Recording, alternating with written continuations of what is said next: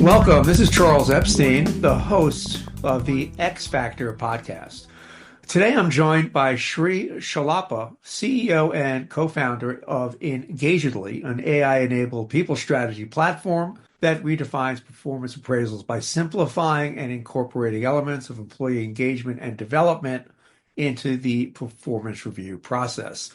Sri brings over 20 years of experience in leading organizations in software development and consulting in the U.S., managing teams in his previous roles at EY and Capgemini. Sri, hey, thanks for joining me.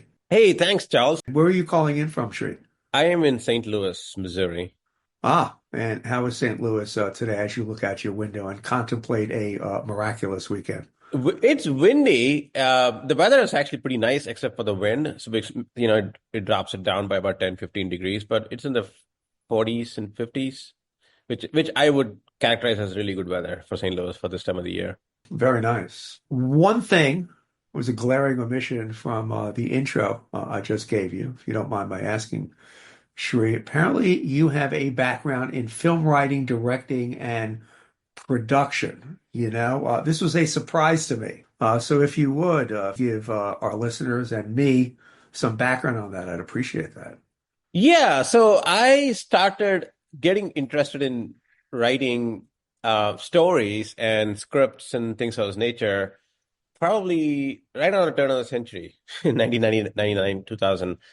And I decided, hey, why not pursue it and actually, do something meaningful with that interest I have. And I started writing, movie scripts. I learned how to write from reading books. And this was pre-YouTube days and Facebook and all of that. So you had to actually go to a physical library or email people to really help you do this. And I started doing that. And then I ended up making a movie, in a documentary, about a political documentary, actually, more about a friend of mine who ran for Congress. And I just documented his campaign in 2003, and then just started a journey on writing and making a bunch of movies. So I made about 7 movies total since then. Are they all docs or are they different formats? They're 2 of them were documentaries and 5 of them were feature films. Yeah. So my last film was released in 2016, and that's on Prime, Amazon Prime. And it's called Bad Grandmas. And so that was like a dark comedy about four old ladies, who take law into their own hands.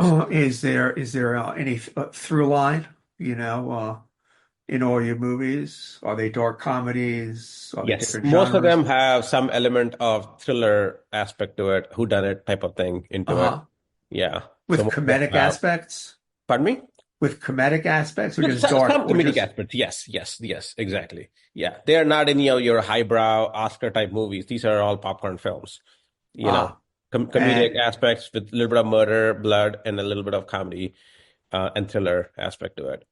Oh, that's amazing. And where can I get it? I can get it on Netflix. I could see. You can watch my last film on Prime, and a couple of them are on Apple TV, I believe. But yeah, if you Google my name and IMDb, you'll see all the movies, and hopefully you'll. So if you like Shree's movies, you'll like those movies. What would those movies be? I would say Coen Brothers films. So it's very similar to Coen Brothers movies. Coen Brothers. Wow. Okay, now we're talking. Yeah. So comedic thriller aspect to it. It's got both a little bit of dark, a little bit not your super fast-paced action movies, but more of your drama with aspects of Right. I mean, they comedy. have a certain rhythm. They've got a certain sensibility. Yeah, they got all those elements. Yes. All right, I'm gonna have to check some of these films out, Shree. Gave me some Yeah. homework. Yeah. All right. Yeah. All right. Now I got a couple things to do this weekend. I really do appreciate it. Anyway, look, I really do appreciate you spending time with me today. So, you founded Engagedly about 10 years ago, correct? Yes. What gaps in the marketplace did you see that prompted you to start the company? Well, it was primarily driven by the fact that I noticed that many organizations, people just, phone it in. They just come in, do their job, collect their paycheck, and really live for the weekend, And I realized that's probably because they don't feel engaged. They don't feel connected to the organization. They don't have an alignment. They don't feel either recognized, appreciated. They feel like their work is not meaningful. Um, and maybe there's even lack of fairness in many organizations, So that's essentially what I felt at that time. And I kind of felt that somewhat in my careers as well in the past, which led me to talk to one of my co-founder at that point, Jay, and we were talking, and he wanted to start a software to help build highly engaged organizations. So more around recognizing people, building social connections, having meaningful conversations with your manager, things of this nature. So that really prompted the desire to start a software to allow organizations to do that, and hence the name Engagedly, which comes from that. But, it's interesting because a lot has changed. That's a pretty consequential 10-year period. Obviously, pandemic, now AI. So, how has your company changed? It's changed quite a bit. From the early days, we were focusing primarily on recognition and social connections. We really added a lot of layers around talent management, because one of the biggest drivers of engagement or disengagement is really around performance management, performance reviews. People hate it. We wanted to see how we can make that better by having more meaningful conversations throughout the year versus once a year reviews, which a lot of companies still do. We wanted to move away from that. We wanted to have a culture of employee development and growth, which is one of the top three reasons why people leave their jobs, because they don't feel like they're growing. So all of those things drive engagement. So we built a lot of those tools over the years to really build that full, gamut of touch points, that movements that matter, if you will, that we call, that some people might call it, for employees throughout their entire journey within an organization. In the last couple of years, we've been focusing a lot around how can we use AI to provide more insights and more personalization at each employee. So you can do personalization at scale using AI, which is somewhat hard to do without AI. So we've been using AI quite a bit, and we just did a press release 2 weeks ago where we are in the process of releasing AI agents. We call them, also called agentic AI, to do help with employee development and really enable employees to be more in control of their destiny using AI. Give me just sort of a representative profile of someone using Engagedly through a day, through several days of work. Yeah, so we focus to work with organizations who are what we call mid-market, which are 100 employee organizations all the way up to 2,000 employee organizations, roughly in that space. There are some much bigger than that, and there are some below 100 as well. But a typical organization will have about 400, 500 employees. They will be usually understaffed because companies that size can't afford a lot of HR people and HR leadership, and they usually can't afford your really high, I would say, large groups of HR people who are specialists in talent management typically. So they need basically better tools that can help them be more successful in their role, because the work doesn't go away. They still have to do the same amount of work as a large organization does in employee hiring, employee development, performance management, compliance training, developmental training, coaching, tools, employee recognition, employee rewards. You got to do all of those things, right? And if you don't do that, you obviously you're not serving your employee population as well as some of the larger organizations can. But they don't have the same budget. So that's why Engagely really fits in that bill, because we can do a lot of these things without having to pay a lot of money through and buy multiple tools like a larger organization would. So a typical organization would use us to help with employee onboarding, we have an automation workflows that help employee go through the entire onboarding process, assign them automated approaches to assigning them training and certifications internally they may need to, get up to speed on. They'll also use the tool to help organizations, internally have peer-to-peer recognition, and rewards, and run these annual review cycles or quarterly review cycles on a periodic basis as well. So a lot of these things can be done in one platform with one view across the entire user population. And that's typically how we see a lot of organizations using our platform. You obviously speak with a lot of HR people. What questions, or is there any one question that you get asked most these days? Well, the first question I typically ask many of the organizations that come to us is really, what is your vision for talent management? Are you looking for just a simple review process where you're doing once a year annual reviews, and is that your definition of talent management, or is it more holistic, where you're looking to actively drive employee engagement, actively develop your people, grow your people, promote from within, have really good processes or at least you know tools for internal mobility and growth? Do you have a recognition program? How do you celebrate success? How do you celebrate your people?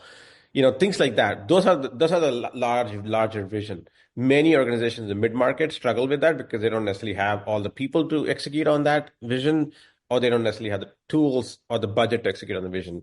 So typically organizations that really want to do that, but have a really strong desire to do that, but may not necessarily have all the budget, we can work with those. What do you see as the biggest challenges in managing talent in the next 12 months? Ooh. I think the biggest challenge right now is around skill development. A lot of organizations are struggling how to do more with less and with changing dynamics. With the AI has come and taken over a lot of the organizational processes by storm. It's moving much faster than even the best optimists would have conceived. And it's surprised us a lot, including myself, on how at the speed at which AI is moving, and people are getting, are fearful that we might lose our leadership in the space because of all the changes. And so they have to be competitive in the market. So every organization is trying to see how they can leverage, AI tools and other technologies and processes and try to scale things, and get better at doing things at a lower cost and with fewer people, because they don't necessarily want to go and hire a bunch of people either, and those skills don't exist in the market anyway.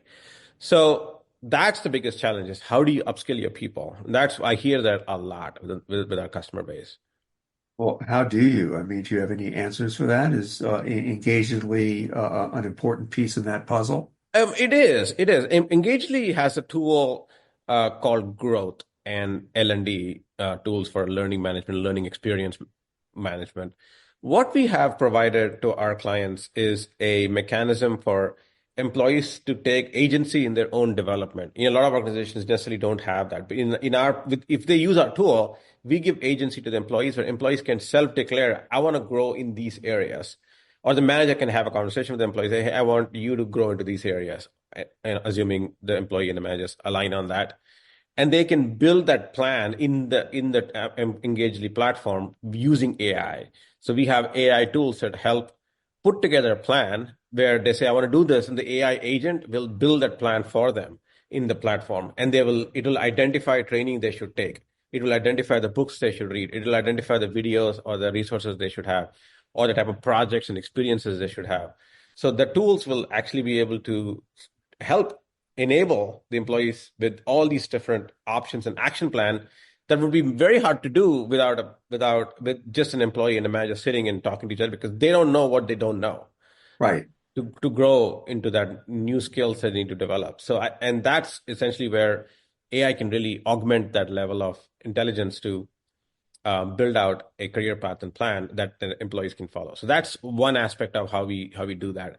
The nice thing about the way we do that is that we also have a learning management platform where we partnered with over a dozen different content providers for learning content. So we can serve all this learning content within our platform for these employees who want to grow in those roles. And that's unbelievably useful, because you don't now have to go and look at where do I get all these courses. The customers, have access to these libraries with thousands and thousands of courses that are Right. constantly getting updated, that they have access to, and that can now be made available as with this AI tools to say, hey, Yeah. maybe you should look at these courses in our platform. So Yeah. those are some Yeah. of the things that really help. Right. No, those are natural things for, you to extend what you do into. But, I've always said, and it's kind of obvious, that if you do not have high levels of engagement, it's like not having dial tone. Yes, You can't have a conversation. Nothing could really happen. You can't get any traction. So yes, yes. obviously you're addressing the most important thing. Okay, we have this fairly new segment in the podcast called Bag Check. I don't know if you're a tennis fan, Sri. Are you? Tennis, used to be. I haven't had time lately to follow up, to be honest, but I used to be a big guy into all the Grand Slams and things like that. Yeah. Oh yeah, who was your favorite player? Boris Becker back in the Oh, day. okay. Yeah. Yeah, Big Boris, Bam Bam. Yeah, it was fun to watch. But Yeah. so Bag Check actually borrows from a segment in the Tennis Channel where pros are asked what's in your bag. Sometimes it's kind of interesting. Same here. Sometimes it's kind of interesting. So the whole idea is to ask guests, what are your AI or what are your go-to AI tools? What are you using on a day-to-day basis? You know, I have used several AI tools for different things. The one that I've been using quite a bit lately, and I found it very fairly interesting, is Grok AI. It's a lot more. It seems to be a little bit performing a little bit better than OpenAI. But I don't have a paid subscription to OpenAI anymore. So I've been Yeah, I've using gotten that. some good results with Grok too. Yeah, so I've been using that. I've used Synthesia in the past. There's some other tools I'm looking at. There are like four other tools that somebody suggested. So this is on my homework list for the weekend. Is Arcads, HeyGen, and Pictory.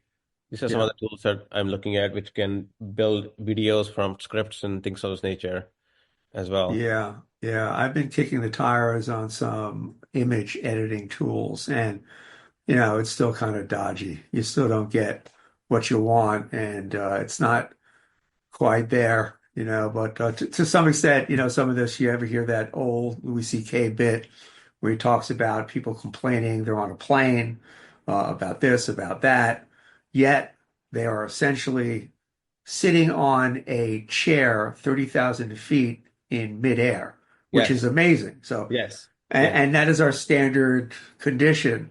All of these things are so amazing, yet we don't see them. All we see are the major We only inconveniences see and glass half nuances, half excuse me, empty. nuisances. Yes, yes. Yeah. No, another tool I really like, I haven't used it in a while, is Midjourney. I really liked that one too. Yeah, yeah. Again, they're just not quite, and you really have to look carefully. Well, wait a second, where did that excuse me, where did that sixth finger come in? Yes. Yeah, exactly. You Exactly. got to be vigilant. Anything else? Any other? Um, no, apart from that, the other AI tools we use obviously within Engagely. We use AI tools in Engagely. Engagely has dozens of AI functionality built into the platform. So I use that on a daily basis. Our clients use it obviously on a daily basis. We are big into using our own platform internally. Yeah, well, it's the old eat your dog food thing. So, yes. Last question. I want to ask you about your book, Into the Blue. Yeah. If you would just, describe for our readers. I think it came out last summer, 2024, if I'm Yes, not yes. mistaken. Around July, August timeframe it came out. Yeah. Into the Blue actually came from an idea I had, and I wrote an article for Forbes magazine called the Ikigai frame. I can't remember the name of the article, but it's called the Ikigai framework or something like that. You can Google that. And that article really got a good amount of traction. It really talks about how do you build, and it comes back to my original thought process I was talking about. We started off the conversation with what drove me to start engaging with my partners. It's really about building that level of engagement, purposeful life within work. And the whole concept is we spend our best years of our life working, from your mid 20s to or early 20s to your 50, 60, 65, whatever. Those are your best years. And you spend that working. And the best times of your day working because your most energy levels are typically between your 7 a.m. and 6 p.m. And that's when you're actually working at that time. You're not having fun at the time, you're working. So if you're working your best hours of your day, of the best years of your life, you owe it to yourself and the universe to have as much enjoyment and purpose in that as possible. And that's really the intent of this book, Into the Blue, is is how do you work in that blue zone of work where you feel connected to your work, where you feel fulfilled, where you feel purpose, and you're doing your best work. You're working on things and you're getting better at it, and you're not just phoning it in.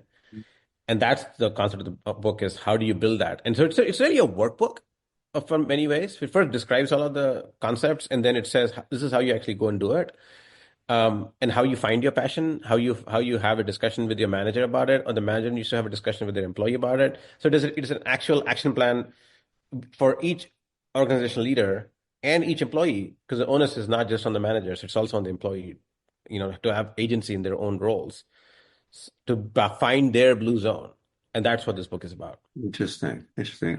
Any movies in the pipeline? I needed to ask. I'm sorry. I don't have any movies premiered. I'm so knee deep or neck deep, I should say, in Engagedly that I can't think of making another movie. Although right before I started Engagedly, I wrote in 1 year 4 movie scripts. Ended up making one of them, and then so I have still three more sitting in my computer somewhere that I never. And then I may never make it. I don't know. But one was a Bollywood crossover movie in India, set in India, half in Chicago. There was one movie that's about, it's a very Hmm. anarchical society type of film, very dark movie. So yeah, I wrote, and then one movie about a guy suffering from PTSD after being in a war. So yeah, so I've got a bunch of different scripts like that I've written Well, and I have to believe, we're not that far away from the point where you could feed this information and have it spit out. Come on. movie. Yeah, Yeah. well, quite possible. I can see that You- happening in the next 10 years or less. oh, for sure. For sure. As you said, this stuff is just getting better and better. And that's the thing you talk about. You go to AI tools today. Grok is great, and the next thing leapfrogs that, and the next thing leapfrogs that, and then something comes in that you never expected. So yeah, it's crazy times. Yes, yes. Anyway, Shri, I really do appreciate you spending time and talking about your journey with Engagely and some of your other thoughts and what's going on in this crazy, wacky world of AI augmented work. It is. It's gonna be an interesting year. It's gonna be a very interesting year. I think this is gonna be a very pivotal year in many ways. Yeah, I think so too. I think it just feels like a lot of things are coming to a head, Yeah. in a lot of ways, a Some confluence in of your things. control, most of it is not. Yeah, yeah. And anytime you use the word interesting, sort of in the old Chinese curse, may you live in interesting times. It's a little bit fraught, but we remain hopeful, right? Right, Sri? Yes, I We do. remain I hopeful. have hope in humanity still, I should say. I still do. All right. Well, that I think is a very good note to go out with. Today, I spoke with Sri Chalapa, CEO and co-founder of Engagedly, an AI-enabled people strategy platform that redefines performance appraisals by simplifying and incorporating elements of employee engagement and development into the performance review process. He joined me today from his office in St. Louis, Missouri. This is Charles Epstein, host of the X Factor podcast. Thanks for listening.